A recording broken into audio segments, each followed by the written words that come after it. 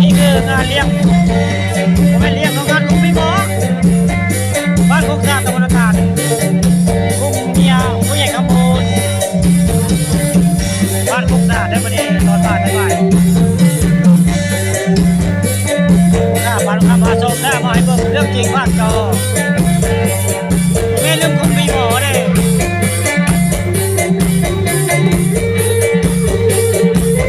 อันนี้ทำใส่อันเมียผู้ใหญ่บ้านมาได้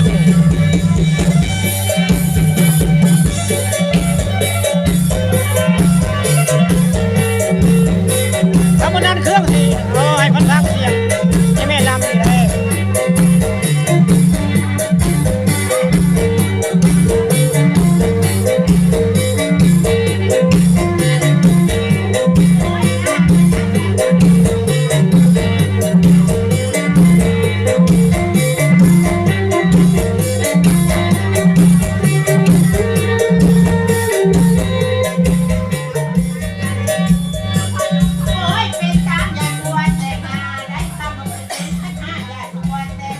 เสียงยังไม่พันลำได้นี่โอ้ชัดเจนแต่เสียงเราลำนี่แต่เสียงยังไม่ลืมลำล่ะนี่ไอ้โบจัก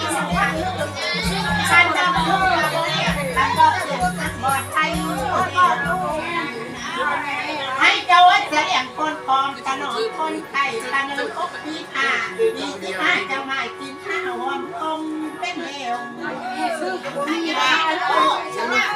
โอ้ยเลิกจะได้จะเก็บเบื้องขวาแต่ฝาเบื้องซ้าย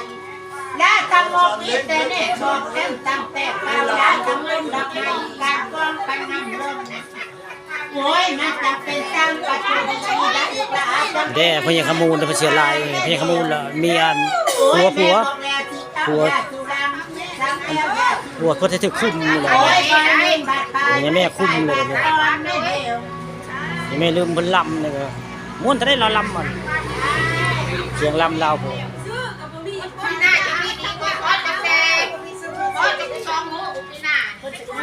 นี่ดาเสียงลำยังไม่ลืมชัดเจนบ่ค่ะพอทำให้เบิ่งเสียงลำบนได้